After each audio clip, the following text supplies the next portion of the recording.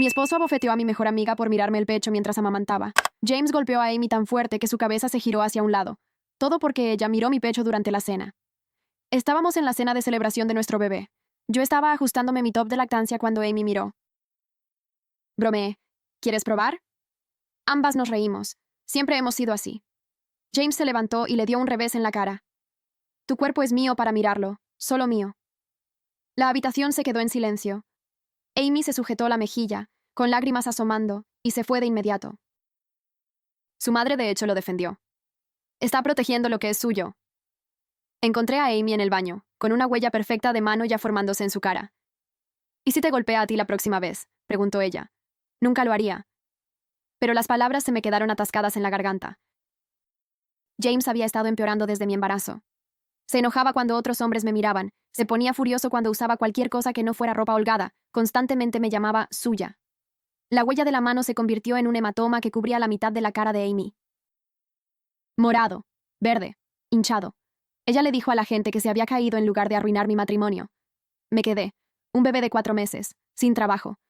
James insistió en que renunciara, sin dinero, su nombre en todo. Dormí en la habitación del bebé. Apenas le hablaba. Actuaba como si nada hubiera pasado. Solo fue una pequeña bofetada. Estás exagerando. 3 noches después, llegó borracho a casa mientras yo estaba amamantando. Me vio dando el pecho y explotó. Cúbrete. ¿Y si alguien te ve? Estoy alimentando a nuestra hija en nuestra sala de estar. Tu cuerpo es mío. Mío para ver, tocar, controlar. Me agarró el brazo con la fuerza suficiente para dejarme un moretón. La bebé comenzó a llorar. Mira lo que hiciste, gruñó él. Hiciste que llorara. Después de que se desmayó, llamé a Amy. Ella vino de inmediato. Vio mi brazo magullado. Nos vamos ahora mismo. Empacamos lo que pudimos. Cosas de bebé, documentos, ropa. Dejé mi anillo en el mostrador con una nota. No soy de tu propiedad. Escapando y la amenaza, a la mañana siguiente, James pasó por un ciclo de gritos. Llanto, amenazas y disculpas. Su madre me llamó terrible por abandonarlo por un error. 2 errores. Golpeó a Amy, me agarró a mí. Los chicos son así. Los hombres que golpean a las mujeres son criminales. Amy me ayudó a solicitar una orden de restricción. La policía fotografió todo. James fue notificado en el trabajo. Ahora él está luchando por la custodia, alegando que soy inestable. Mi abogado dice que documente todo. Así que documento cada violación, cada vez que pasa en coche por el apartamento de Amy donde nos estamos quedando. Sus amigos me acosan por internet. Dramática. Arruinaste a un buen hombre por nada. Ayer James me envió un mensaje de texto desde el teléfono de un amigo. Eres mía para siempre. Le tomé una captura de pantalla, se la envié a mi abogado, y le respondí. No soy propiedad de nadie. Pero esta mañana lo cambió todo. Amy estaba preparando el desayuno cuando sonó su teléfono. Número desconocido. ¿Hola? Se puso pálida. ¿Cómo conseguiste este número? Colgó, con las manos temblando. ¿Quién era? La ex de James. Rebecca, la que estuvo antes que tú. Nunca había oído hablar de Rebecca. Ella dijo. Necesita advertirte. Viene para acá, ahora mismo. Rebecca llegó 1 hora después, delgada, nerviosa, revisando constantemente por encima del hombro. Me enteré de la orden de restricción por amigos en común, dijo. Necesito mostrarte algo. Sacó su teléfono. Fotos de moretones, ojos morados, labios partidos, informes policiales, registros hospitalarios. Esta era yo. 3 años con James. Me rompió las costillas, me fracturó la cuenca del ojo. Siempre en lugares cubiertos por la ropa. Excepto cuando perdía el control. ¿Por qué nadie? Sus padres me pagaron para que desapareciera. 50,000 para firmar un acuerdo de confidencialidad, NDA, dejar el estado, nunca volver a contactarlo. Me mostró el acuerdo. La firma del padre de James al pie. Ya han hecho esto antes, lo harán de nuevo. Pero la orden de restricción, yo también tuve una. Sacó una noticia en su teléfono. Lee esto. Mujer local desaparecida tras violar acuerdo de confidencialidad. Esa es mi amiga Melissa. Intentó advertir a la nueva novia de James después de mí. Desapareció 2 días después de romper su NDA. ¿Crees que fue James? Creo que su familia tiene dinero y contactos. Me estoy arriesgando a todo diciéndote esto. Amy me agarró la mano. Tenemos que irnos. No solo de su casa, de la ciudad. Rebecca asintió. Esta noche no le digas a nadie a dónde vas. Esto es una locura. Mi teléfono vibró. El abogado de James. Mi cliente ofrece $100,000 por la custodia total y su firma en un acuerdo de confidencialidad. Tienes 24 horas para aceptar. Rebecca se puso blanca. Así es como empieza. O el... La puerta del apartamento de Amy se abrió de golpe. James estaba allí, respirando con dificultad. La orden de restricción dice 500 pies, comenzó Amy. Expiró hace una hora. El juez la revocó. Mi abogado es bueno. Miró a Rebecca. Rompiste tu NDA. Ella corrió hacia la puerta trasera. James no la siguió. Me miró fijamente. Empaca las cosas del bebé. Volvemos a casa. No. Él sonrió. Sí. O Rebecca tiene un accidente. Tú eliges. Mi teléfono vibró. Un mensaje de un número desconocido. Una foto del coche de Rebecca. Alguien siguiéndola. 5 minutos, dijo James. Elige. Regreso y el dispositivo oculto. Me moví hacia el portabebés donde dormía mi hija. Su pequeño pecho subía y bajaba en respiraciones tranquilas. Me temblaban las manos mientras desabrochaba las correas y la levantaba contra mi pecho. Ella se agitó pero no se despertó. Miré a James de pie en la entrada con esa sonrisa todavía en su rostro. Necesitaba tiempo para pensar, para encontrar alguna manera de salir de esto que no terminara con Rebecca herida, o peor. Amy permanecía congelada cerca de la cocina, con los ojos abiertos y asustados, y pude ver su mente trabajando en opciones. Miró la puerta trasera, luego a James, luego a mí. Pero James bloqueaba la única salida real con su cuerpo, parado allí como un muro entre nosotras y la libertad. Abracé a mi hija más fuerte y abrí la boca para hablar. Para ganar tiempo, para comprar minutos que no teníamos. Pero antes de que pudiera decir algo, James sacó su teléfono del bolsillo y me mostró la pantalla. Un video se estaba reproduciendo. Imágenes en directo desde el interior de un coche. Pude ver el vehículo de Rebecca a través del parabrisas. Sus luces de freno brillando en rojo en un semáforo. La persona que sostenía la cámara estaba justo detrás de ella, lo suficientemente cerca como para que yo pudiera leer su matrícula. Se me revolvió el estómago. Esto no era un farol o una amenaza vacía. Alguien la estaba siguiendo en ese momento, vigilándola, esperando la señal de James. Mis manos empezaron a temblar más fuerte, y mi hija comenzó a quejarse contra mi pecho, sintiendo mi miedo como lo hacen los bebés. Miré esa transmisión de video, y supe que no tenía ninguna opción. Rebecca había arriesgado todo para advertirme, y ahora estaba en peligro por ello. No podía permitir que la lastimaran porque yo tenía demasiado miedo de volver. Tragué con dificultad y forcé las palabras a salir. Le dije a James que volvería a casa con él ahora mismo si retiraba a quien estuviera siguiendo a Rebecca. Él sonrió aún más y hizo una llamada rápida, diciendo solo 2 palabras por teléfono. Luego me mostró el video de nuevo. El coche detrás de Rebecca giró en la siguiente intersección y desapareció. El alivio me inundó tan rápido que me sentí mareada. Pero se mezcló con el terror porque acababa de aceptar volver a esa casa, de nuevo bajo su control. Amy finalmente encontró su voz y comenzó a protestar. Dijo que no podía ir con él, que deberíamos llamar a la policía, que tenía que haber otra manera. Pero yo ya me estaba moviendo, recogiendo la bolsa de pañales del bebé del sofá con dedos temblorosos. Metí pañales, toallitas, biberones, cualquier cosa que pudiera agarrar rápidamente. James observó cada movimiento que hice como un depredador vigilando a su presa, sus ojos siguiendo mis manos mientras empacaba. Me obligué a mantener la calma, aunque el pánico gritaba por todo mi cuerpo. Mi hija comenzó a llorar ahora, captando toda la atención en la habitación, y la acuné suavemente mientras trabajaba. Amy seguía hablando. Su voz se hacía más aguda y asustada. Me agarró el brazo y trató de tirar de mí hacia ella, lejos de James. La miré directamente y en voz muy baja dije 3 palabras. Llama a la policía. Ella parpadeó y vi la comprensión cruzar su rostro. Me soltó el brazo y se echó hacia atrás. Me colgué la bolsa de pañales al hombro y caminé hacia James con mi bebé llorando en mis brazos. Él puso su mano en mi espalda baja, posesivo y controlador, y me guió hacia la puerta. No miré atrás a Amy porque tenía miedo de derrumbarme por completo si lo hacía. El coche de James estaba en el estacionamiento, el mismo sedán negro que siempre había conducido. Abrió la puerta del pasajero y esperó a que yo entrara. Abroché al bebé en su asiento de coche en la parte de atrás y me subí al asiento delantero. La puerta se cerró con un golpe sordo que sonó como el cierre de una celda de prisión. James se subió al lado del conductor y encendió el motor. Salimos del estacionamiento en completo silencio. Mi teléfono seguía en mi bolsillo y lo saqué con cuidado. Manteniéndolo abajo donde James no pudiera ver desde su lado, abrí mis mensajes y encontré el número de Rebecca de antes. Escribí rápido con pulgares temblorosos. Él sabe del NDA. Alguien te estaba siguiendo. Ponte a salvo. Escóndete. Lo siento.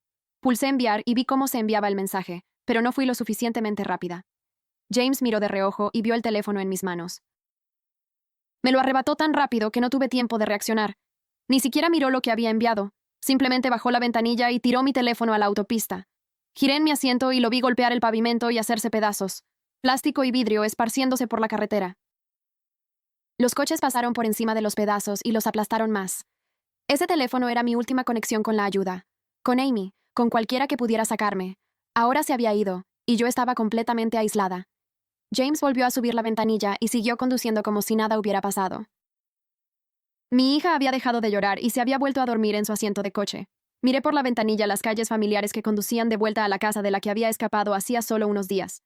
Se sentía como si hubieran pasado años desde que dejé mi anillo en el mostrador con esa nota. La jaula de oro y la cómplice. La casa se veía exactamente igual cuando entramos en la entrada. El mismo revestimiento blanco, las mismas contraventanas negras, el mismo césped perfectamente cortado que James pagaba a alguien para que mantuviera. Pero parada en el porche delantero estaba Estelle, la madre de James, con un vestido y perlas como si esperara visitas. Ella sonrió cuando nos vio, pero la sonrisa no llegó a sus ojos. Esos ojos eran fríos y calculadores, mirándome como si yo fuera un problema que ella había resuelto. James aparcó y vino a abrir mi puerta.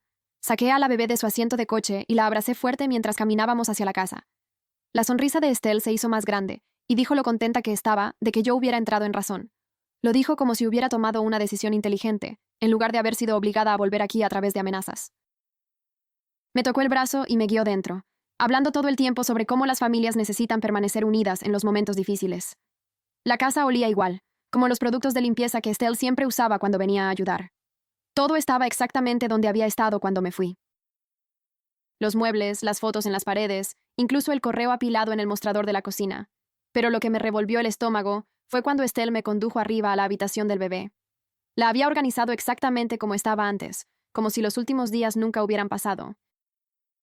La cuna en el mismo sitio, el cambiador contra la pared, el móvil colgando encima con sus pequeños animales. Incluso había puesto sábanas limpias en el colchón de la cuna y reabastecido todos los suministros. Ella se quedó allí con aspecto orgulloso de sí misma, esperando que le diera las gracias. Puse a mi hija en la cuna y la observé dormir, y la vista de esta habitación que se veía tan normal me hizo sentir náuseas porque sabía lo que realmente era: una jaula.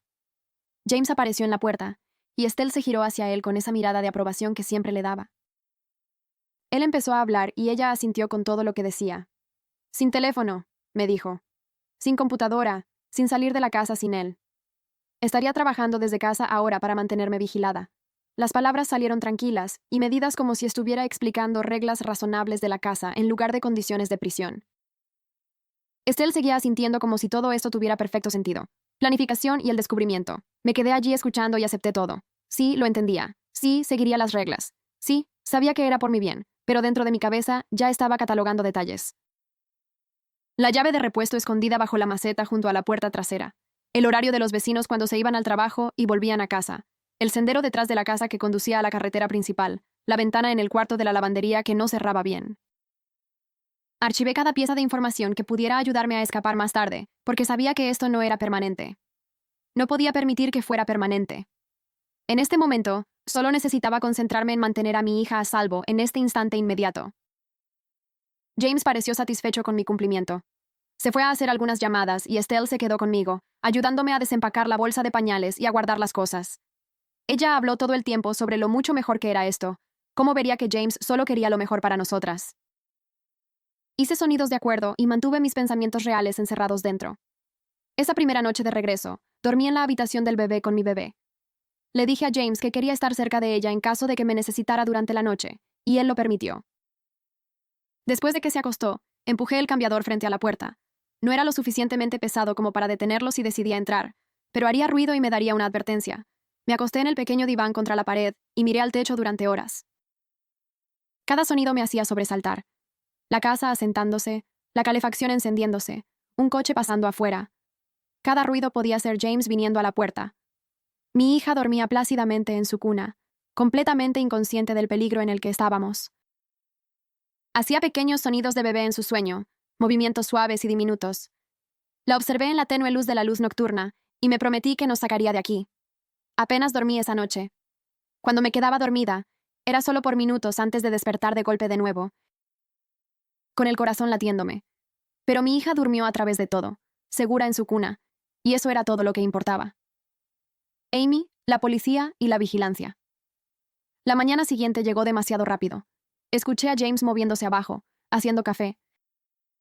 Comenzando su día. Alimenté a la bebé y le cambié el pañal, haciendo cosas normales de la mañana que se sentían mal en esta situación. Luego escuché voces en la puerta principal, la voz de James y otra voz que al principio no reconocí. Luego escuché a Amy. Estaba exigiendo verme, su voz fuerte y enojada.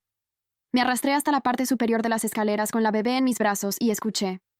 La voz de James era tranquila y suave mientras explicaba que yo había vuelto a casa voluntariamente y que no quería visitas. Sonaba tan razonable, tan preocupado. Pude ver a Amy a través de la barandilla, parada en el porche delantero, y su cara magullada se veía aún peor que antes. El morado se había extendido y oscurecido, pero no estaba sola. Un hombre con un traje estaba a su lado. El detective Garza. Me di cuenta de que Amy debía haber llamado a la policía justo como le dije que hiciera. La esperanza se encendió en mi pecho, pero me quedé congelada en la parte superior de las escaleras, conteniendo la respiración. El detective Garza dijo que necesitaba hablar conmigo directamente. James no podía negarse sin parecer sospechoso, así que se hizo a un lado y los dejó entrar. Le oí llamarme, diciéndome que bajara. Forcé mis piernas a moverse, bajando los escalones con mi hija contra mi hombro. Los ojos de Amy se encontraron con los míos. Y pude ver la pregunta allí. ¿Estás bien? Traté de mantener mi cara inexpresiva. El detective Garza se presentó formalmente y preguntó si me estaban reteniendo aquí en contra de mi voluntad. Las palabras que James me había enseñado esa mañana volvieron. Le dije al detective que estaba bien. Dije que elegí volver a casa. Expliqué que había estado molesta y tomado algunas malas decisiones, pero que ahora estaba pensando con claridad. Las palabras exactas que James me había hecho practicar. Pero mientras las decía, miré fijamente al detective Garza y traté de comunicar la verdad con mis ojos. Por favor, ve a través de esto. Por favor, sé que estoy mintiendo. Por favor, ayúdame. Pero no sabía si él podía leer lo que no estaba diciendo en voz alta. Amy parecía que quería gritar. Sus manos se cerraron en puños a sus lados, pero se quedó en silencio. El detective Garza hizo algunas preguntas más, y las respondí todas de la manera que James quería. Finalmente, me entregó su tarjeta y me dijo que lo llamara si necesitaba algo. Luego él y Amy se fueron. Observé por la ventana cómo caminaban de vuelta a su coche. Amy miró hacia la casa una vez antes de subir. Luego se fueron. Después de que se fueron, James estaba furioso. Su máscara de calma se rompió y pude ver la rabia debajo. Caminaba por la sala de estar, sus manos flexionándose como si quisiera golpear algo. Sacó su teléfono e hizo una llamada, y lo escuché preguntar por Ashton Willis, su abogado. Empezó a hablar rápido, describiendo a Amy como inestable y obsesionada con romper nuestro matrimonio. Dijo que nos estaba acosando, trayendo a la policía a nuestra casa, negándose a aceptar que yo había regresado voluntariamente. Las mentiras fluyeron tan suavemente que me di cuenta de que esta no era la primera vez que hacía esto. Lo había practicado. Refinado. Probablemente usado estas mismas tácticas antes con Rebecca y con quienquiera que viniera antes que ella. Habló de presentar cargos de acoso, de obtener una orden de restricción contra Amy. Asintió con lo que Ashton estuviera diciendo al otro lado. Luego colgó y me miró. Volvió a sonreír con esa sonrisa fría y me dijo que Amy había cometido un gran error. Abracé a mi hija más fuerte y no dije nada, porque no había nada que pudiera decir que no empeorara las cosas. Solo me quedé allí y lo dejé hablar. Ya planeando mi próximo movimiento en el fondo de mi mente, el protocolo de la familia y la pista del escape. A la mañana siguiente, James se fue a su reunión con el abogado, y Estelle apareció 10 minutos después, como si hubiera estado esperando a la vuelta de la esquina. Caminó por la casa, revisando ventanas y puertas mientras yo alimentaba a la bebé en la habitación. Se sentó en el sillón frente a mí, y comenzó a hablar sobre cómo el matrimonio requiere sacrificio y lealtad. Su voz tenía esa cualidad practicada como si hubiera dado este discurso antes. Habló sobre apoyar a tu esposo en los momentos difíciles y cómo las mujeres modernas ya no entienden el compromiso. Asentí e hice sonidos apropiados mientras la bebé tomaba el pecho. Luego, Estelle mencionó casualmente que ella misma había tenido que aprender estas lecciones cuando el padre de James estaba vivo. Ella dijo, a veces los hombres se frustran y las esposas deben ser comprensivas. Se tocó la muñeca distraídamente mientras lo decía, y vi una delgada cicatriz blanca allí. Fue entonces cuando entendí que James no inventó este comportamiento. Lo aprendió observando a su padre, y Estelle se quedó y lo defendió. Y ahora estaba tratando de enseñarme a hacer lo mismo. La comprensión hizo que se me erizara la piel, pero mantuve mi rostro neutral y le agradecí el consejo. Después de que Estelle finalmente se fue, acosté a la bebé para su siesta y fui al armario de la habitación para buscar mantas extra. Estaba buscando en el estante superior cuando mi mano golpeó algo duro en la esquina trasera. Saqué una vieja tableta cubierta de polvo que debió haber sido empujada allí y olvidada. Me tembló la mano al encenderla. La batería estaba agotada, pero encontré el cargador en un cajón y la enchufé. 20 minutos después, se encendió y todavía tenía acceso a Internet a través del Wi-Fi de la casa. Abrí la aplicación de correo electrónico con el corazón latiéndome tan fuerte que podía oírlo. Compuse un mensaje a Verity usando palabras cuidadosas, que no levantarían sospechas si James lo veía de alguna manera. Escribí sobre la necesidad de discutir los registros médicos de nuestra hija, y mencioné detalles específicos sobre el diseño de la casa y el horario de James, que Verity reconocería como una llamada de ayuda. Pulsé enviar y vi cómo se enviaba el mensaje. Luego borré el historial del navegador y borré la caché del correo electrónico y apagué la tableta. Encontré un gran elefante de peluche en el estante y abrí cuidadosamente la costura trasera. Deslicé la tableta dentro y volví a coser con hilo de mi kit de costura. El elefante volvió al estante con un aspecto inocente e inofensivo. 2 días transcurrieron en el mismo patrón sofocante. James instaló su laptop en la mesa del comedor y trabajó desde casa. Podía ver la cocina y el pasillo hacia la habitación del bebé desde allí. Cada vez que me movía, él levantaba la vista y me seguía con sus ojos. Cambié pañales e hice biberones y lavé la ropa mientras él miraba. Estelle venía cada tarde con comidas que había preparado. Dejaba la comida en el mostrador y hacía comentarios sobre lo mucho más saludable que me veía ahora. Dijo que tenía color en mis mejillas de nuevo y que la casa se sentía cálida y vivida. Me dijo que aquí era donde yo pertenecía, cuidando de mi familia. Sonreí y le di las gracias por la comida. Alabé su cocina y estuve de acuerdo en que estar en casa se sentía bien. Pero dentro de mi pecho, esta rabia se estaba acumulando como presión en un recipiente sellado. Cada sonrisa se sentía como tragar vidrio. Cada agradecimiento sabía a veneno. Lo mantuve todo bien encerrado y desempeñé el papel que ella quería ver.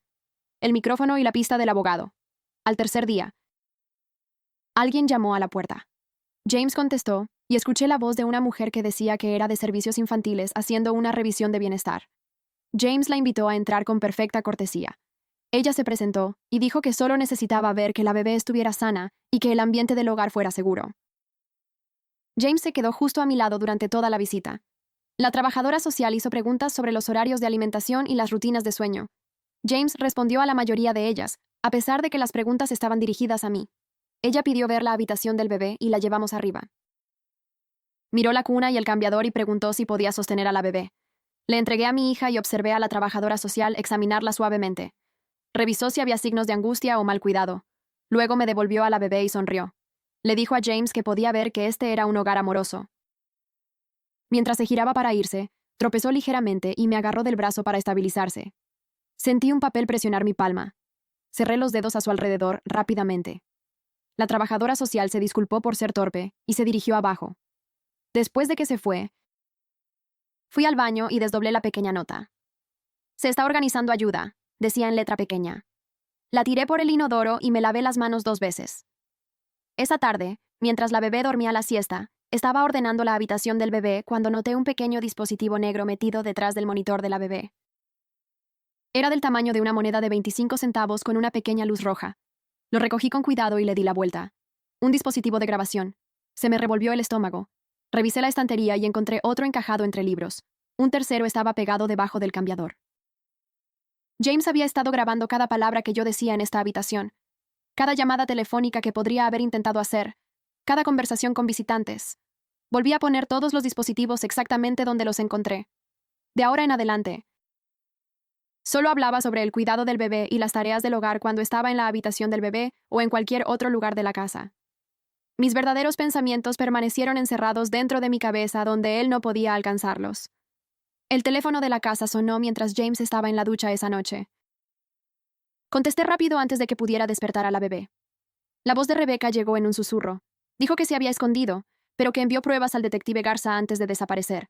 Me dijo que la familia de James tenía un abogado llamado Ashton Willis, que se especializaba en hacer desaparecer los problemas. Comenzó a decir algo más, pero la línea se cortó. Colgué y me quedé allí mirando el teléfono. Ashton Willis. Necesitaba recordar ese nombre. La táctica del control y los secretos de la familia. Esa noche, James llegó a casa con flores, rosas rosadas y un jarrón transparente. las puso en el mostrador de la cocina, y me dijo que sentía haber sido tan estricto últimamente. Dijo que simplemente me amaba tanto, que la idea de perderme lo volvía loco. Me acercó y me besó la frente. Sus manos eran suaves en mi espalda. Reconocí esto por lo que Rebeca había descrito: el ciclo de abuso, la explosión, luego el remordimiento, luego la fase de luna de miel donde todo parece perfecto, luego la tensión se acumula de nuevo hasta la próxima explosión. Estaba en la fase de luna de miel ahora. Me apoyé en su abrazo y le dije que lo entendía. Dije que yo también lo amaba. Las mentiras vinieron más fácilmente de lo que deberían. Durante los siguientes días, empecé a cumplir con cada regla que James establecía. Pedí permiso antes de hacer cualquier cosa. Usé la ropa que él eligió. Inicié afecto y actué feliz cuando me tocaba. Hice sus comidas favoritas y mantuve la casa impecable. Estelle notó el cambio cuando vino. Me dijo con aprobación que parecía haber ajustado mi actitud. Dijo que me veía como una esposa apropiada ahora. Sonreí y le agradecí su guía. Por dentro estaba observando todo. Noté a qué hora James se iba a trabajar y cuándo volvía a casa. Rastreé el horario de visitas de Estelle. Observé qué puertas cerraba con llave y qué ventanas tenían alarmas. Estaba reuniendo información mientras ellos pensaban que yo me estaba rindiendo. La bebé tenía una revisión programada en el pediatra. James nos llevó y vino adentro a la sala de espera. Cuando llamaron nuestro nombre, él se levantó para acompañarnos.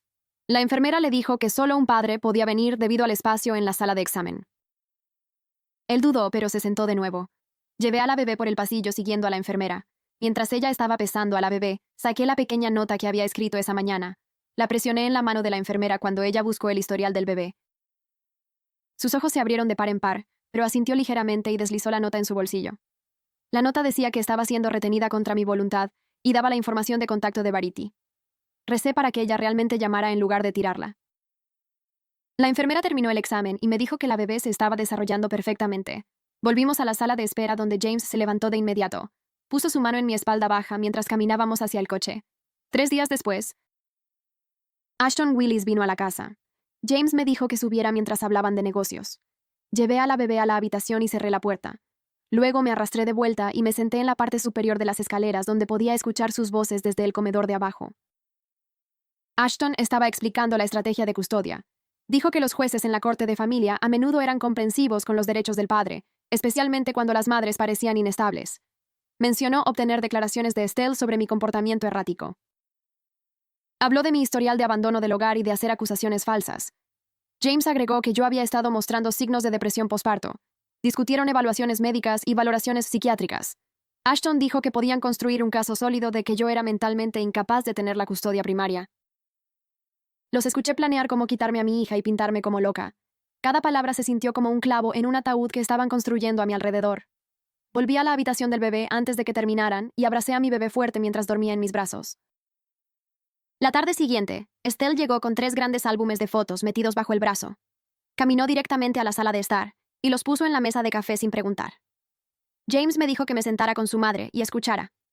Llevé a la bebé y me senté en el sofá mientras Estelle abría el primer álbum. Página tras página mostraban a James de niño. Fiestas de cumpleaños con decoraciones perfectas, fotos escolares donde sonreía mostrando los dientes, vacaciones familiares en playas y parques temáticos. Estelle señaló cada foto y me contó historias sobre lo gentil que era de niño. Cómo nunca hacía berrinches, cómo siempre compartía sus juguetes, cómo lloraba cuando veía animales heridos. Su voz tenía esta cualidad practicada como si hubiera ensayado estas historias. Asentí e hice los sonidos correctos mientras ella hablaba. Luego abrió el segundo álbum y vi a James de adolescente, todavía sonriendo en cada foto, todavía luciendo perfecto. Estelle pasó una página y había una foto familiar de alguna festividad. James estaba de pie junto a su padre. Me quedé mirando al hombre de la foto. Tenía la misma complexión que James, la misma mandíbula, la misma forma de pararse con los hombros hacia atrás. Pero fueron sus ojos lo que me cortó la respiración, fríos y planos incluso mientras sonreía. Los mismos ojos exactos que James tenía cuando me miraba ahora. Estelle siguió hablando de su maravilloso hijo, pero no pude dejar de mirar esa foto de su padre. La comprensión me golpeó como agua fría. James aprendió esto. Alguien le enseñó a ser así. 2 días después, James me dijo que limpiara su oficina. Se sentó a la mesa del comedor donde podía vigilar el pasillo mientras yo trabajaba. Tomé los suministros de limpieza y fui a la oficina. Empecé con las estanterías como él esperaría. Luego me moví al escritorio. Limpié la superficie y abrí el cajón superior para quitar el polvo de adentro. Documentos legales llenaban el cajón. Escrituras de propiedad. Saqué una con cuidado. La familia poseía una casa en otro estado. Seguí buscando. Otra escritura para una cabaña en las montañas. Una tercera propiedad en un estado diferente por completo. Me temblaron las manos mientras fotografiaba cada página con la tableta oculta que había metido en mi cesto de limpieza. Luego encontré una carpeta marcada Acuerdos. La abrí. Página tras página de acuerdos legales, pagos a partes no identificadas, cláusulas de confidencialidad. Las cantidades me marearon. 50,000 aquí, 75,000 allí, 100,000. Todas firmadas por el padre de James hace años. Algunas firmadas por James más recientemente. Fotografié cada página que pude. Mi corazón latía tan fuerte que pensé que James lo oiría desde el comedor. Volví a poner todo exactamente donde lo encontré. Me aseguré de que los bordes estuvieran alineados. Cerré el cajón la misma cantidad que había estado abierto. Luego quité el polvo del resto de la oficina y saqué mis suministros. James levantó la vista de su laptop. Mantuve mi cara inexpresiva y caminé a la cocina para guardar los suministros. La mañana siguiente, alguien golpeó con fuerza la puerta principal. James abrió.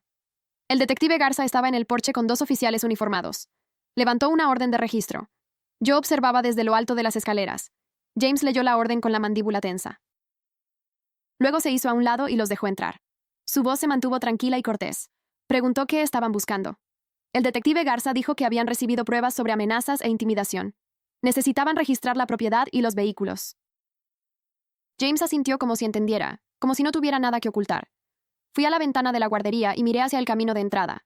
2 oficiales registraban el coche de James. Abrieron el maletero, miraron debajo de los asientos. Uno de ellos sacó una bolsa grande de pruebas y metió algo dentro. Luego otra bolsa. Conté 4 bolsas de pruebas en total antes de que terminaran con el coche. El detective Garza subió las escaleras. Llamó a la puerta de la guardería. Abrí con el bebé en mis brazos.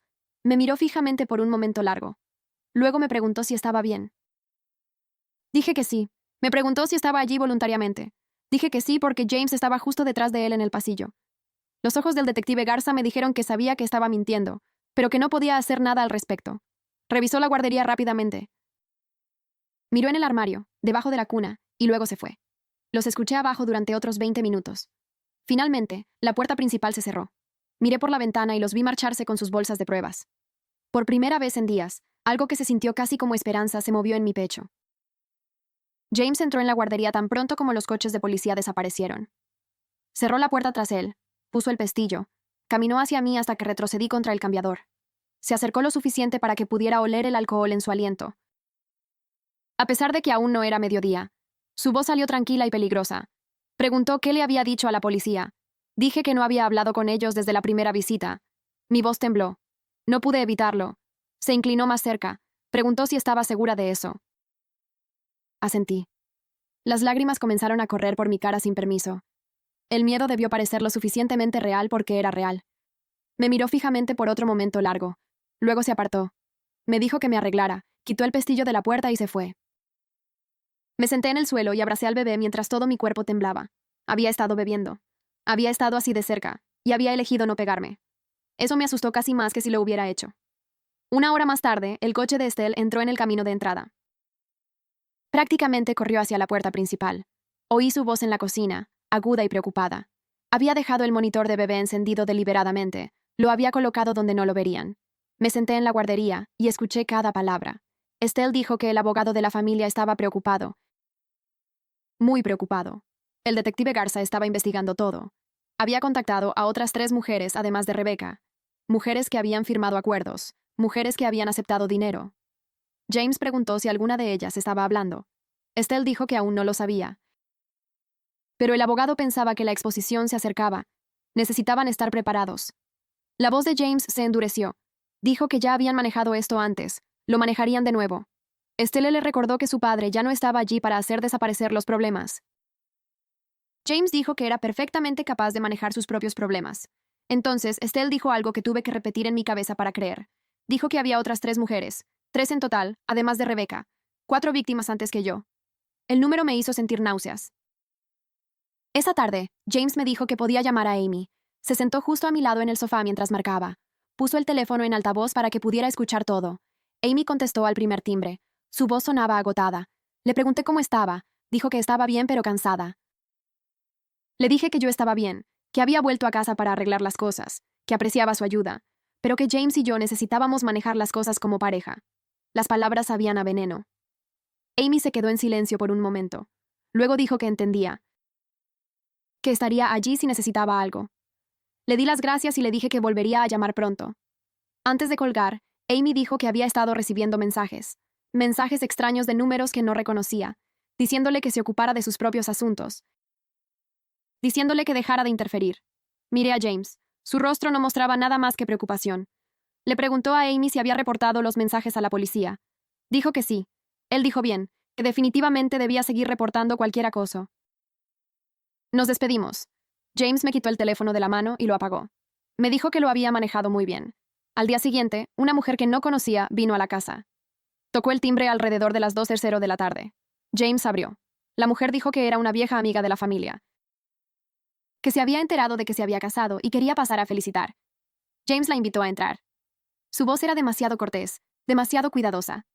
Estelle bajó de las escaleras y vi su rostro tensarse cuando vio a la mujer. Todos fueron a la sala de estar. Yo me quedé en la cocina, pero podía oírlos hablar. La voz de la mujer era familiar de alguna manera, aunque nunca la había conocido. Mencionó los impuestos sobre la propiedad, preguntó por la cabaña. Estelle la interrumpió y sugirió que hablaran en privado. Se movieron a la oficina de James. Me acerqué sigilosamente a la puerta. Oí a Estelle preguntar por los pagos. La mujer dijo que la policía la había contactado la semana pasada. Le preguntó sobre un acuerdo que había firmado hace años. James dijo que ellos se encargarían de eso. La voz de la mujer se puso más dura. Dijo que había guardado silencio durante 5 años.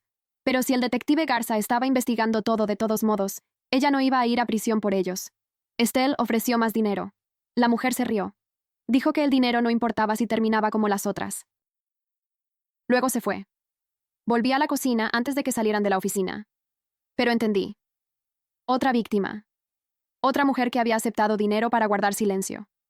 Y ahora estaba lo suficientemente asustada como para advertirles. Esa noche, James me tocó el hombro mientras lavaba los platos.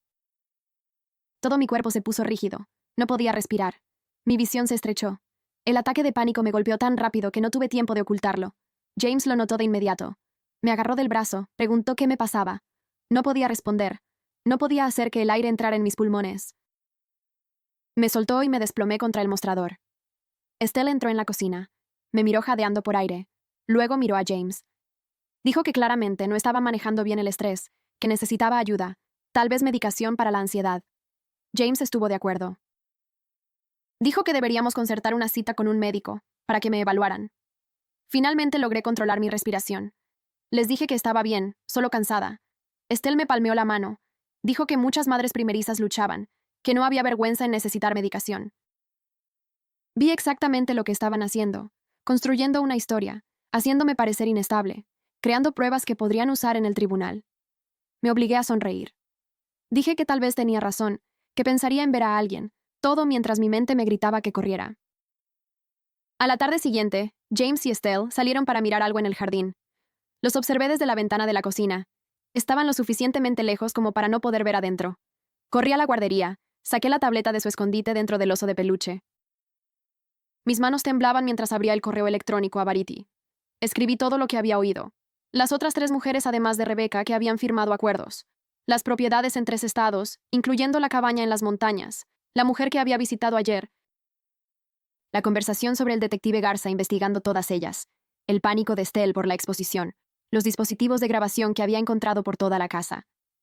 Adjunté las fotos de los documentos legales que había tomado de la oficina de James. Incluí cada nombre que había oído mencionar. Luego, borré el historial del navegador. Eliminé la carpeta de enviados. Me aseguré de que nada mostrara que había estado en línea. Volví a meter la tableta en el oso y lo arreglé exactamente como había estado. Volví a bajar justo cuando James y Estelle entraban por la puerta trasera. James preguntó qué había estado haciendo. Dije que estaba revisando al bebé. Él asintió. No sospechó nada. Me había salido con la mía. 2 días después, una mujer con un traje gris vino a la casa. Se presentó como la mediadora designada por el tribunal. Dijo que estaba allí para evaluar la situación de la custodia. James le dio la bienvenida como si fuera una invitada de honor. Le ofreció café, le mostró la casa, señaló la guardería que había montado, los juguetes del bebé, las fotos familiares en las paredes. Habló de cuánto le gustaba ser padre, cómo trabajaba desde casa para poder estar presente, cómo estaba preocupado por mí. La mediadora le preguntó qué le preocupaba. James suspiró. Dijo que había estado actuando de forma errática desde que nació el bebé. Que me había ido de repente sin previo aviso. Que había hecho acusaciones de que él nunca me había lastimado. Que parecía paranoica y ansiosa todo el tiempo. Lo dijo tan suavemente, tan convincentemente. Luego la mediadora pidió hablar conmigo a solas. Nos sentamos en la sala de estar. Me preguntó cómo estaba. Intenté actuar normal. Traté de parecer estable y tranquila, pero estaba tan agotada por el miedo constante, por fingir que todo estaba bien. Por vigilar cada palabra, mis respuestas salieron planas, desconectadas. Vi que tomaba notas. Vi la forma en que me miraba, como si estuviera catalogando síntomas, como si estuviera marcando casillas en una lista de comportamientos inestables. Cuando se fue, supe exactamente lo que diría su informe, que James parecía un padre preocupado, que yo parecía estar luchando. La verdad no importaba. Solo lo que ella vio en esa única visita. Y lo que vio fue exactamente lo que James quería que viera. 2 días después, el teléfono de la casa sonó mientras alimentaba al bebé en la guardería. James contestó abajo y oí su voz cambiar, volviéndose preocupada y comprensiva. Me llamó y dijo, «El detective Garza necesita hablar conmigo». Mis manos temblaron al tomar el teléfono. La voz del detective fue cuidadosa y profesional mientras me decía que Amy había sido atacada fuera de su apartamento anoche por 2 hombres. La golpearon lo suficientemente fuerte como para que terminara en la sala de emergencias con un brazo roto y más moretones cubriendo su cara y costillas. Los hombres le dijeron que dejara de interferir en los matrimonios de otras personas antes de dejarla sangrando en el pavimento. Sentí que mi estómago se encogía y mi visión se volvió borrosa por los bordes. Miré a James, que estaba parado en el umbral mirándome. Su rostro mostraba una preocupación perfecta, sus cejas fruncidas con inquietud. Preguntó si Amy estaba bien y dijo lo terrible que se había vuelto la ciudad. «Cuán peligrosa». Observé su actuación sabiendo que él había orquestado todo. El detective Garza dijo que Amy estaba estable y recuperándose, pero que quería que yo supiera lo que pasó. Después de colgar, James puso su mano en mi hombro y me dijo que lamentaba lo de mi amiga. El toque hizo que mi piel se erizara, pero me obligué a no apartarme. Esa tarde, mientras James trabajaba en su oficina y Estelle estaba en la cocina, fui al baño. Algo me llamó la atención cerca del techo. Un pequeño punto negro que no encajaba allí. Me subí al inodoro para mirar más de cerca, y mi sangre se heló cuando vi la pequeña lente de la cámara escondida en el detector de humo. Revisé el dormitorio a continuación y encontré otra metida en la estantería apuntando a la cama. Mis piernas se debilitaron y tuve que sentarme en el suelo. James había estado grabando todo. Cada vez que amamantaba a mi hija, cada vez que me cambiaba de ropa, cada momento privado que creía tener era observado y guardado en algún lugar. La violación me enfermó físicamente y apenas llegué al inodoro antes de vomitar. Pero no podía dejar que supiera que las había encontrado. Tiré de la cadena y me lavé la cara, y volví a mi rutina diaria mientras sentía sus ojos en mí a través de esas lentes. Cada movimiento se sentía expuesto y sucio. Cambié el pañal del bebé sabiendo que él estaba mirando. Me vestí en el armario sabiendo que él podía ver. Las cámaras convirtieron mi propia casa en una prisión donde ni siquiera mi cuerpo era mío. 3 días después, un notificador judicial llegó a la puerta mientras almorzábamos. James firmó los papeles y su rostro se puso rojo oscuro al leerlos. Verity había logrado programar una audiencia de emergencia, y James tenía que comparecer ante el tribunal en 3 días. Estampó los papeles sobre la mesa con la suficiente fuerza como para que los platos saltaran. Estelle los recogió y los leyó. Su boca se apretaba con cada página. James se giró hacia mí y preguntó cómo mi abogada había obtenido información tan detallada sobre la casa y nuestra rutina diaria. Su voz era tranquila y peligrosa. Mantuve mi rostro completamente inexpresivo y dije que no lo sabía, que no había podido contactar a nadie. El terror me invadió de que encontrara la tableta escondida en el oso de peluche. Me miró fijamente durante un largo minuto y me obligué a sostener su mirada sin pestañear. Finalmente, desvió la mirada y le dijo a Estelle que necesitaban llamar a Ashton Willis de inmediato. Esa noche, Estelle se mudó a la habitación de invitados con 2 maletas. Me dijo alegremente que se quedaría hasta después de la audiencia judicial para ayudar con el bebé y brindar apoyo, pero yo sabía exactamente para qué estaba realmente allí. Supervisión las 24 horas. Perdí incluso los pequeños momentos de privacidad que había tenido antes cuando James estaba en su oficina o dormido. Estelle me vigilaba constantemente con fría determinación en sus ojos. Me seguía de una habitación a otra. Se sentaba en la guardería mientras alimentaba al bebé. Se paraba afuera de la puerta del baño. Entendí entonces que no solo estaba encubriendo a James, estaba participando activamente para mantenerme atrapada. Me quería rota y sumisa para que su hijo pudiera tener su familia perfecta. A medida que se acercaba la fecha del tribunal, el comportamiento de James se volvió cada vez más errático. Empezó a beber mucho todas las noches, sentado en la sala de estar con una botella mientras despotricaba sobre esposas ingratas y abogados entrometidos que no entendían la lealtad familiar. Sus palabras se hicieron más fuertes y más airadas a medida que pasaban las noches. Mantuve al bebé en la guardería con la puerta cerrada, escuchando su voz subir y bajar a través de las paredes. 2 veces subió y golpeó la puerta de la guardería, exigiendo ver a su hija. La primera vez gritó que ella era su hija y que yo no tenía derecho a apartarla de él. La segunda vez simplemente golpeó la puerta con los puños, hasta que la madera tembló en su marco. Ambas veces Estelle lo calmó, su voz tranquila y apaciguadora mientras lo llevaba de vuelta abajo. Me senté en el suelo con la espalda contra la puerta y mi hija en mis brazos, rezando para que el pestillo aguantara. La noche antes de la audiencia judicial, James entró en la guardería después de que yo había acostado al bebé.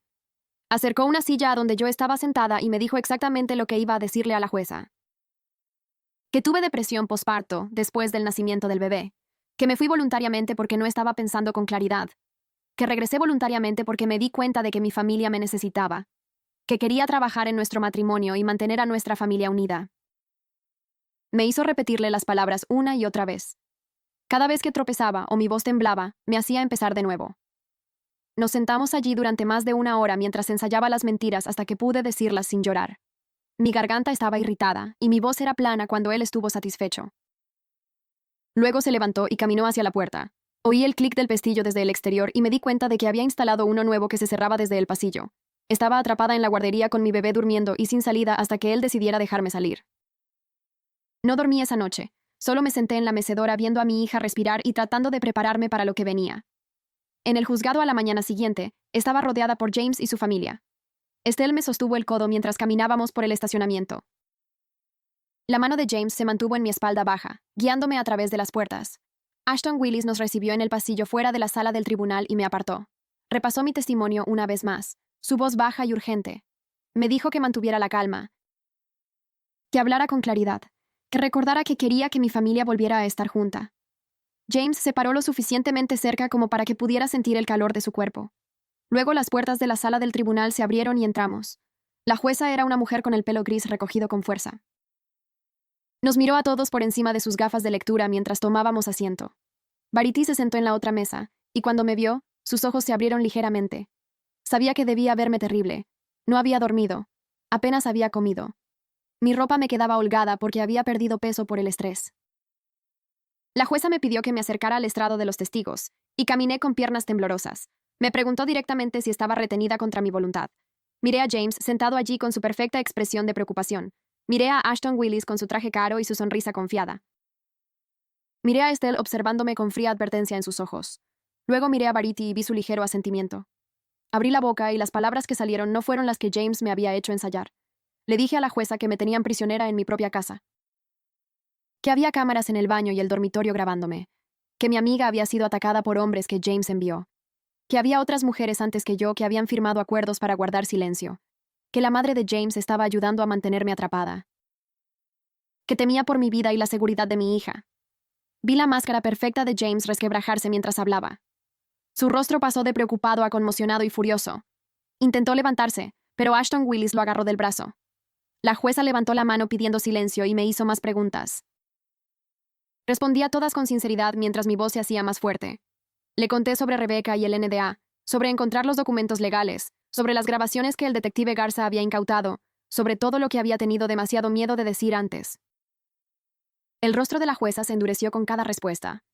Cuando terminé, ordenó una investigación inmediata y me concedió la custodia temporal allí mismo. Emitió una nueva orden de alejamiento y llamó a la seguridad del tribunal. James explotó de su silla y trató de alcanzarme. Gritaba que yo era su esposa y que le pertenecía y que yo no podía hacer esto. Se necesitaron 3 oficiales de seguridad para sujetarlo. Verity me agarró del brazo y me llevó rápidamente hacia una puerta lateral. Podía oír a James todavía gritando amenazas mientras corríamos por un pasillo trasero. El detective Garza estaba esperando en una entrada lateral con un coche patrulla encendido.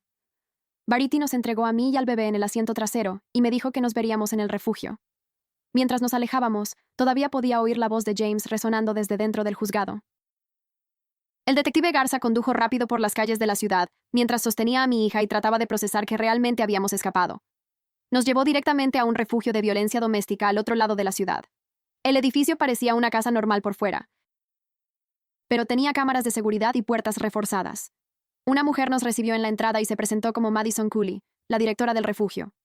Tenía ojos amables y un firme apretón de manos. Nos condujo a una pequeña habitación privada y explicó las reglas del refugio. Nadie podía saber que estábamos allí. No se permitían visitantes sin aprobación.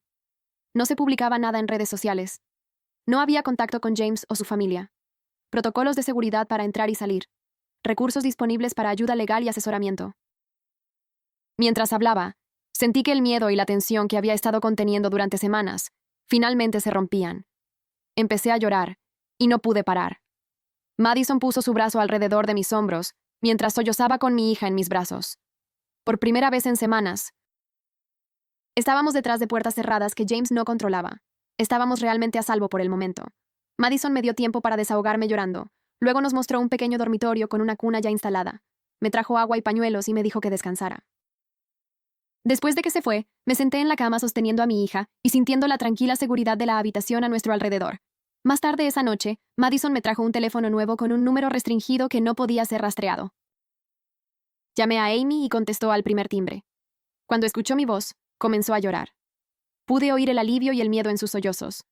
Me contó sobre el ataque, sobre su brazo roto y sus costillas magulladas, sobre las amenazas de los hombres. Pero también me dijo que ya había hablado con el detective Garza y había dado una declaración completa. Prometió testificar sobre todo lo que había presenciado, sin importar lo que le costara. Le dije lo valiente que era por no rendirse conmigo, incluso cuando la ponía en peligro.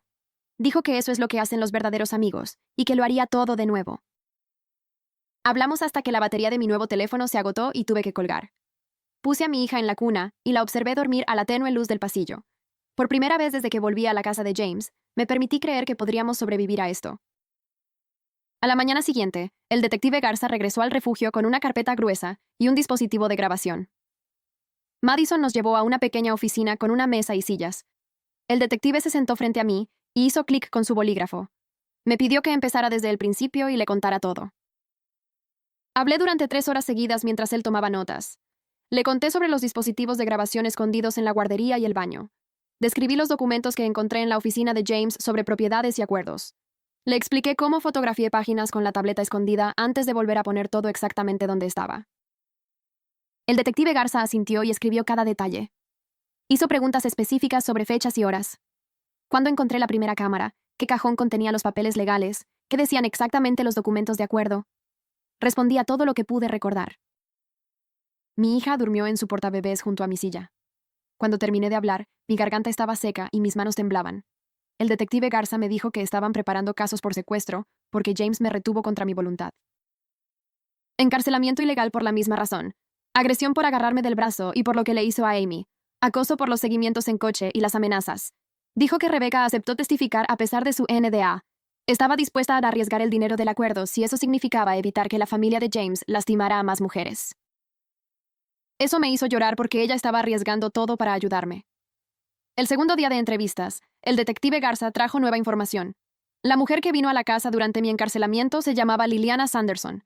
Ella era una de las 4 víctimas anteriores que firmaron NDA con la familia de James. Ahora que sabían unas de otras, todas estaban cooperando con la policía. Liliana había estado con James hace 6 años. Otra mujer llamada Carol salió con él hace 4 años. Luego Rebecca hace 3 años. Luego alguien entre Rebecca y yo cuyo nombre no capté.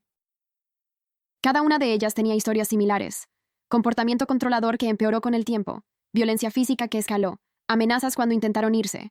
Luego los padres de James aparecían con un abogado y un cheque, $50,000 para firmar papeles y desaparecer.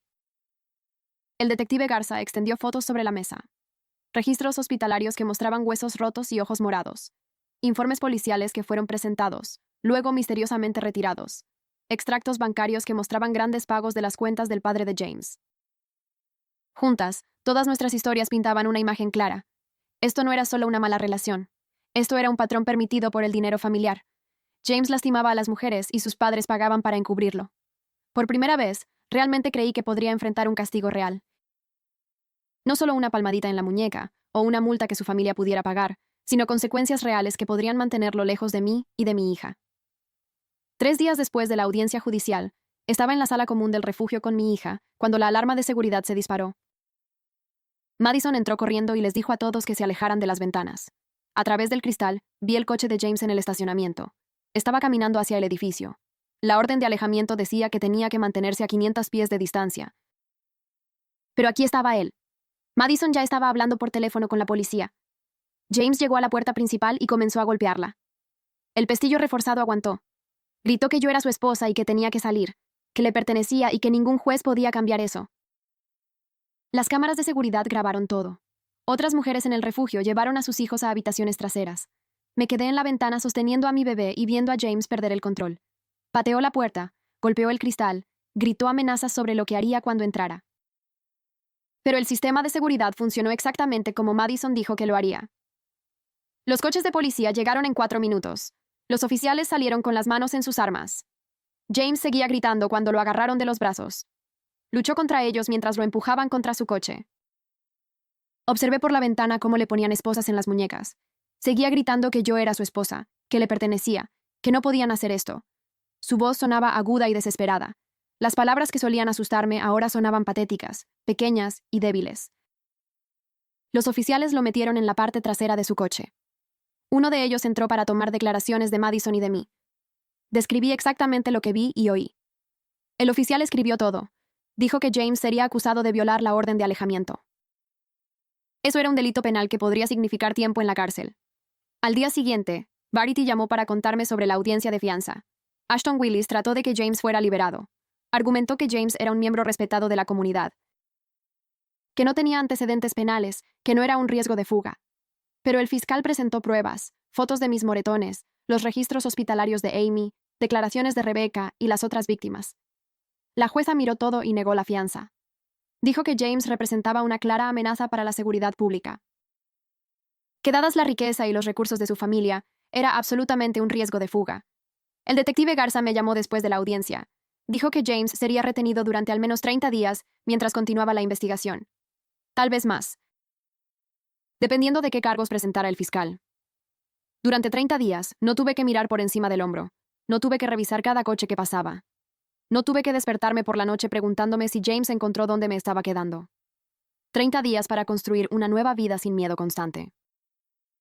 Madison se sentó conmigo a la mañana siguiente y me ayudó a completar formularios de asistencia de emergencia, cupones de alimentos para poder comprar comestibles, cobertura médica para mí y mi hija, asistencia en efectivo para ayudar con las necesidades básicas. Me explicó cada formulario y qué documentos necesitaba. Luego me mostró información sobre programas de capacitación laboral. Había uno para facturación médica que se reunía 3 veces por semana, otro para administración de oficina, un tercero para educación de la primera infancia. Todos ellos proporcionaban cuidado infantil durante las clases. Podía llevar a mi hija, y alguien la cuidaría mientras yo aprendía. Por primera vez desde mi embarazo, vi un camino real hacia adelante. No solo sobrevivir día a día, no solo esconderme y esperar que James no me encontrara, sino habilidades reales que podrían conseguirme un trabajo, una forma de mantenerme a mí misma y a mi hija sin depender de nadie. Elegí el programa de facturación médica porque comenzaba la semana siguiente. Madison me ayudó a inscribirme y a organizar el cuidado infantil. Me dijo que el refugio podía proporcionar pases de autobús para que pudiera ir a clase, que tenían un pequeño fondo para ropa de trabajo si la necesitaba. Sentí que algo cambiaba dentro de mí. No esperanza exactamente, más bien posibilidad, como si realmente pudiera hacer esto. Esa tarde, Verity vino al refugio con más papeleo. Estaba solicitando el divorcio y la custodia total. Dado todo lo que había sucedido, confiaba en que el tribunal fallaría a mi favor. Los cargos criminales contra James marcaron una gran diferencia. La evidencia de abuso y encarcelamiento, las múltiples víctimas presentándose. La jueza vería que James era peligroso. Verity dijo que probablemente no obtendría visitas sin supervisión incluso si evitaba la prisión. Tal vez visitas supervisadas una vez que terminara cualquier sentencia que recibiera.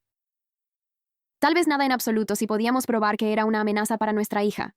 El proceso llevaría meses, tal vez un año o más. Pero cada día que pasaba con separación documentada fortalecía mi caso. Cada día que vivía de forma independiente. Cada clase de capacitación laboral a la que asistía. Cada sesión de terapia. Cada forma en que probaba que podía proporcionar un hogar estable para mi hija. Todo ello construía evidencia de que yo era la madre apta y que James no lo era. Verity me dijo que mantuviera registros de todo.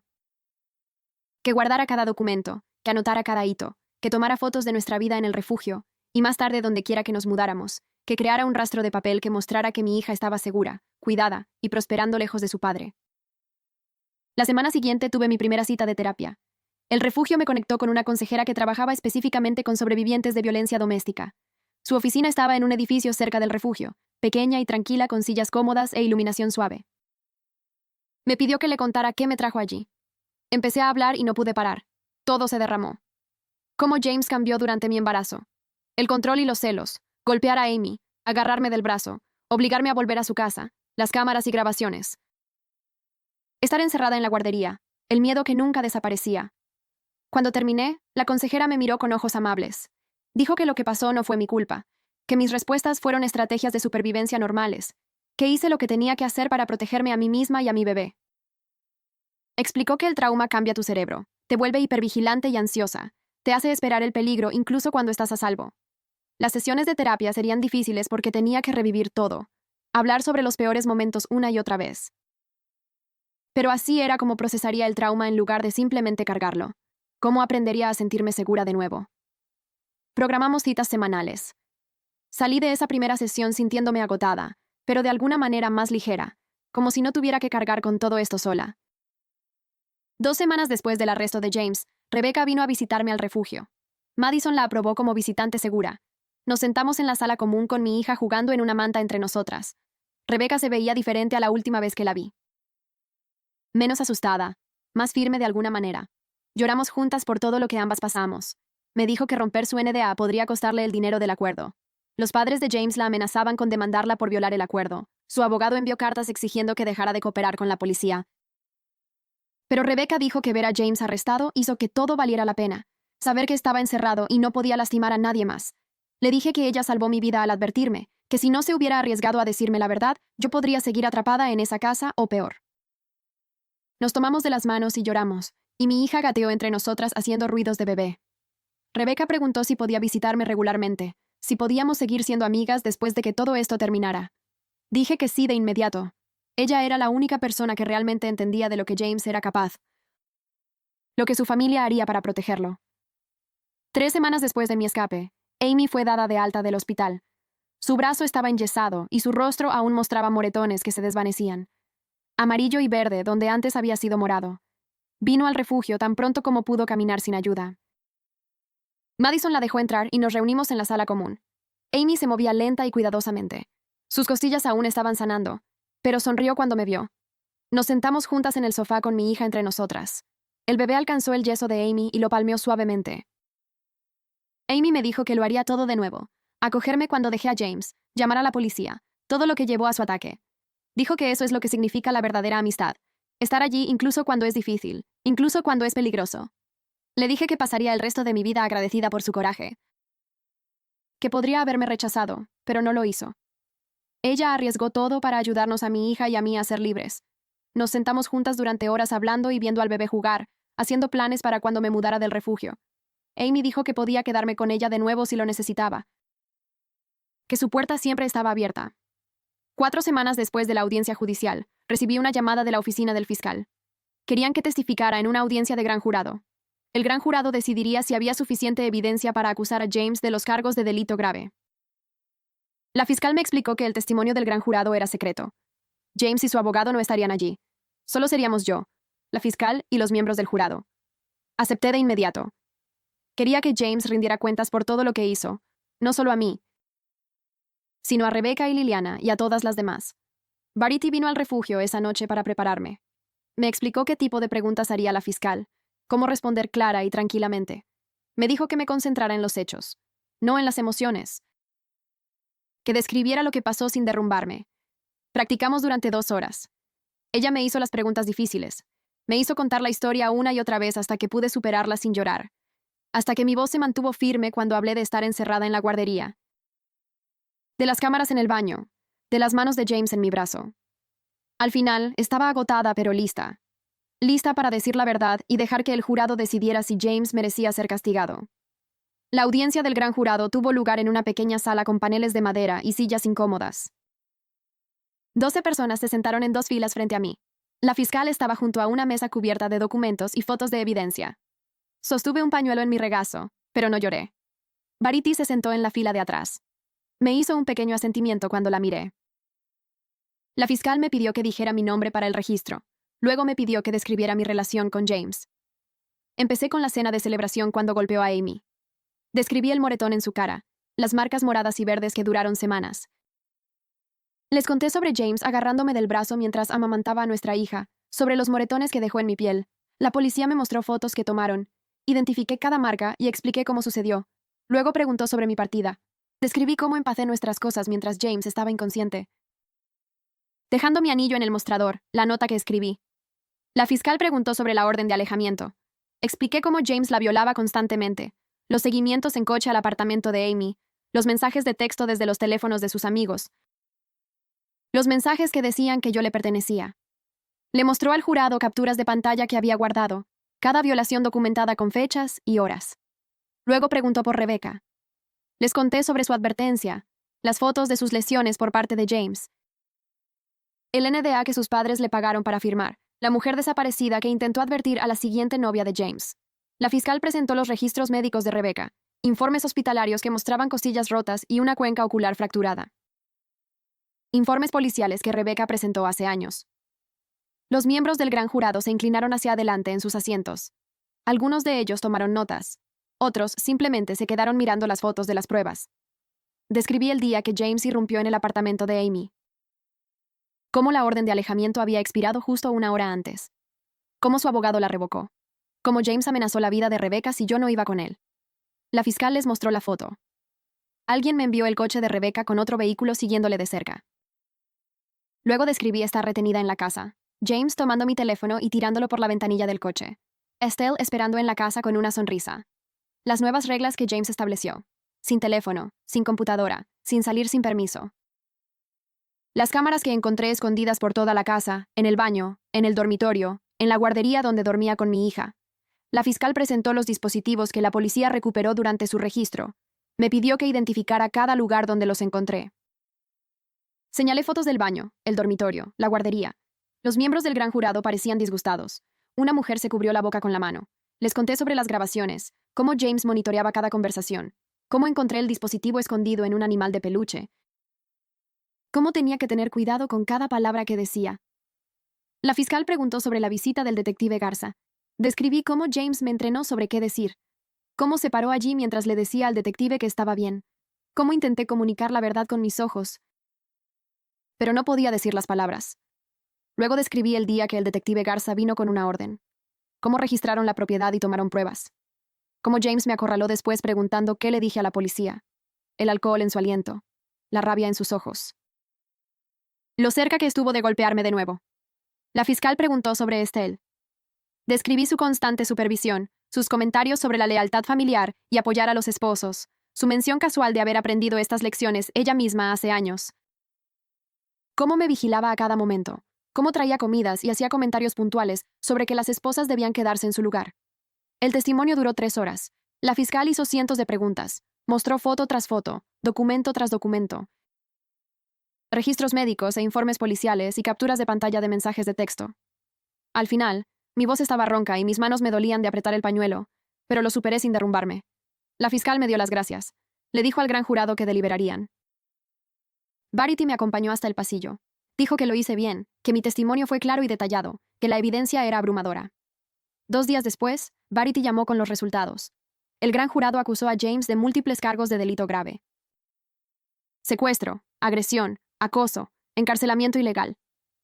La fiscal le dijo a Verity que este era uno de los casos más sólidos que había visto. La evidencia fue exhaustiva. El testimonio fue convincente. Múltiples víctimas con historias similares, un patrón claro de abuso permitido por el dinero familiar. Colgué el teléfono y me senté en mi cama en el refugio. Mi hija estaba durmiendo la siesta en su cuna. Miré su rostro pacífico. Por primera vez desde que dejé a James, sentí que la justicia realmente podría ocurrir. La semana siguiente trajo nuevos problemas.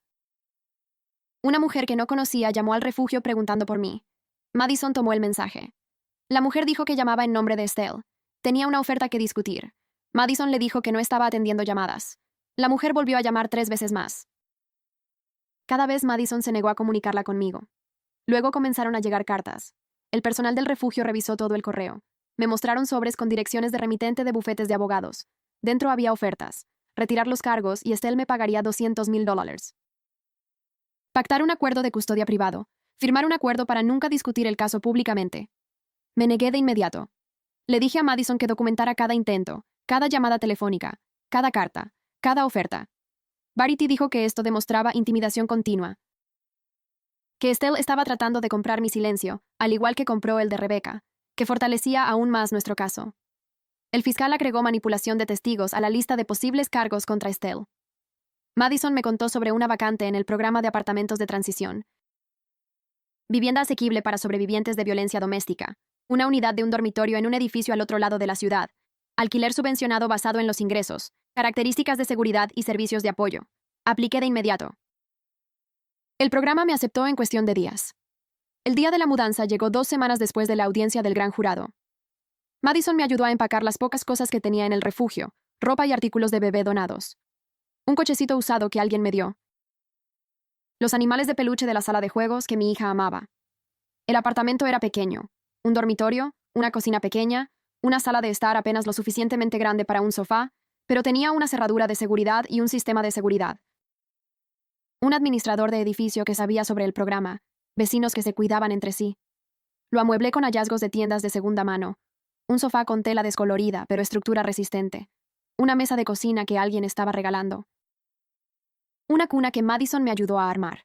Nada coincidía. El sofá era marrón y la silla era azul. La mesa de la cocina era de madera, pero las sillas eran de metal. Pero era mío. Cada pieza que elegí, cada artículo lo coloqué exactamente donde quería. James no sabía dónde estaba. Su nombre no estaba en el contrato de alquiler. No podía aparecer y exigir la entrada. Por primera vez en meses, me sentí segura en mi propio espacio. Necesitaba ingresos. El refugio me conectó con un programa de empleo. Entrada de datos remota para una empresa que contrataba a sobrevivientes de violencia doméstica. Horario flexible. Podía trabajar desde casa. El salario no era mucho, pero era algo. Podía hacerlo mientras mi hija dormía la siesta o jugaba. La compañía me envió una computadora portátil y credenciales de inicio de sesión. Empecé con 4 horas al día, ingresando números de documentos escaneados en hojas de cálculo. Trabajo simple, pero requería concentración. El primer cheque de pago llegó 2 semanas después. Depósito directo en la cuenta bancaria que abría mi nombre. $280 por 20 horas de trabajo. Me quedé mirando el número en la pantalla de mi teléfono. Era mío. Dinero que gané. No dinero de James que él controlaba. No dinero de sus padres con condiciones. Mío. Compré comestibles con él. Pañales y fórmula. Un conjunto nuevo para mi hija porque estaba creciendo muy rápido. La independencia se sintió revolucionaria. Cada cheque de pago demostraba que podía sobrevivir sin el control de James, que podía mantener a mi hija por mi cuenta. Verity llamó con una actualización sobre el caso de James. La fecha del juicio se fijó para dentro de 4 meses. Explicó que la fiscalía quería ser exhaustiva. Estaban construyendo múltiples casos, reuniendo evidencia de todas las víctimas, asegurándose de que los cargos se mantuvieran.